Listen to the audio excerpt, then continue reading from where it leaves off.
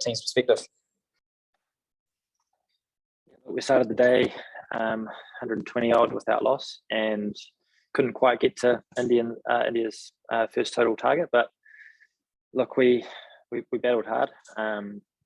Conditions changed throughout the day, and we got to have a little bowl at them tonight and get one really important wicket. So look, we could have always scored more runs and would have liked to, but it wasn't to be. But look, heads are up, and yeah, the boys are looking forward to a good day tomorrow. Just a quick comment on your partnership with Tom Latham, 151, a bit of a record stand as well. Yeah, I suppose, how much did you enjoy batting with him? What were the conversations you guys were having out there as you ticked past the many milestones?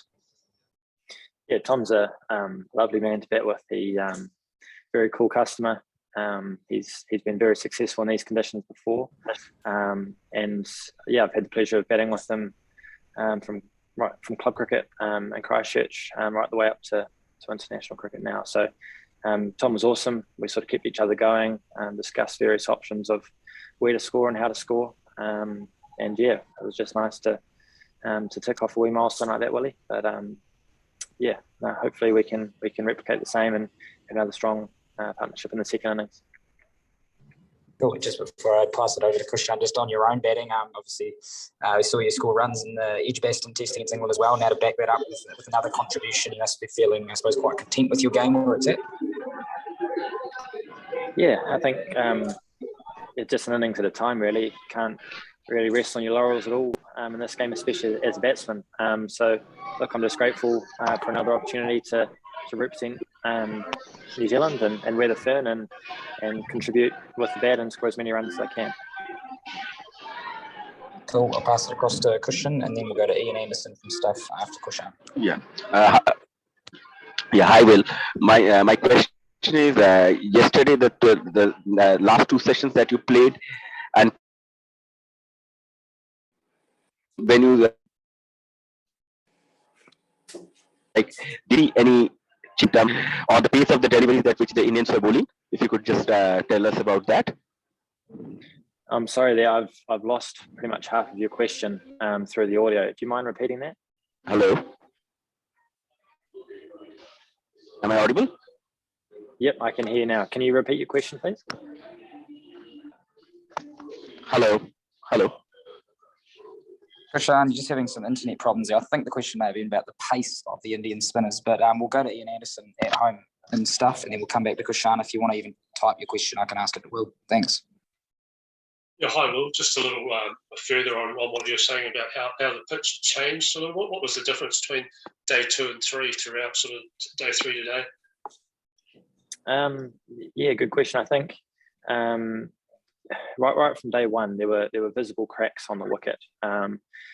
End of day 3, I know it's winter here in India, but it's still 28 degrees, and I guess the cracks potentially are just opening up a little bit further, as well as 3 days worth of fast bowlers, creating footmarks and a bit of a rough for the spinners to aim at. So I think obviously the rough has grown, but also potentially the cracks are starting to open up fractionally, and therefore a little bit of uneven bounce too. I think a lot of our batsmen today were beaten by low bounce, back off bounce. So yeah, I suppose that's like a general summation of where the wicket's at now, and I'd expect for those things to continue further for the next 2 days. And Will, I have another question. Sorry. Still going. Well, was it tough for the batsmen to try and find that balance between sort of caution and batting time and some sort of controlled aggression to try and sort of take over the game a little bit, given the wicket, I suppose, being a key factor? Yeah, look, I think each batsman's gone out there with their own method of how they're going to combat the conditions, and also the Indian bowlers who are highly skillful in these conditions. And different days, different methods work. You're right; it is tricky to find that balance between defence, spending time in the middle and getting used to those conditions, and also aggression and how to take those calculated risks to keep the scoreboard ticking over. So yeah, as I say, everyone's got their own methods, and yeah, I mean, there's still 2 innings. Both teams have have got a bat on it in the second innings. So it'll be really interesting to see how both teams go about that as the game progresses. And just one more on a personal front regarding your innings. Was there thoughts coming into your mind of a ton looming there for a while? Yeah. I mean, to be honest, my maiden test ton is in the back of my mind. But look, I think the only way you're going to get there is by concentrating as hard as you can on each and every ball you face. And I fell short today. Hopefully in the second innings and hopefully further tests to come, there'll be more opportunities to tick that one off. Excellent. Cheers. Oh, I think we've lost Krishan there, so we might wrap it up there, everyone. Yeah. Yep. Can I go ahead with my question? Yep. We've got you at the moment. Will, saw a picture of you maybe a few years back in India where you were told to practice by your then Canterbury coach Gary Stead without a pad on so that you can sweep well. Could you just tell us about that? Like to tackle the spinners, how Stead told you? Yeah, you did right. So it would have been 3 or 4 years ago now. Gary Stead was the coach of Canterbury, domestic team back home. And I jumped on the back of a bunch of keen cricketers to come over and learn about the art of batting and playing spin in India.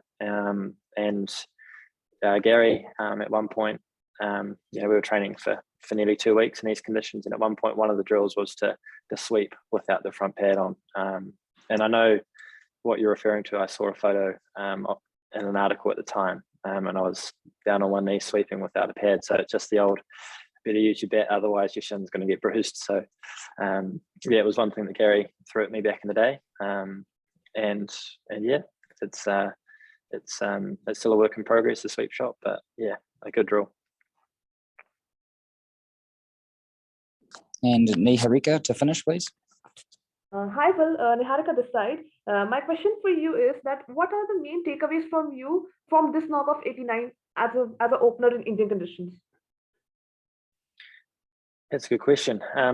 I think there's just the ebbs and flows of a test innings over here.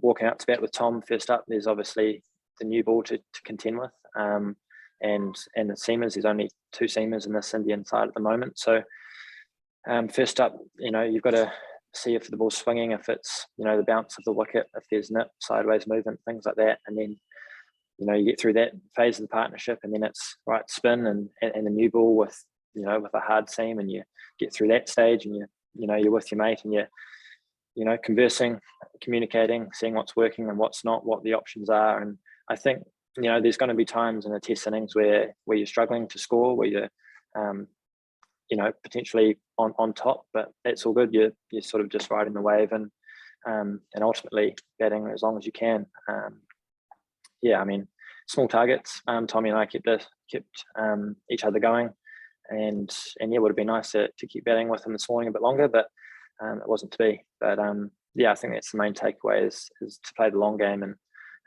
ride those ebbs and flows. Thanks very much, guys.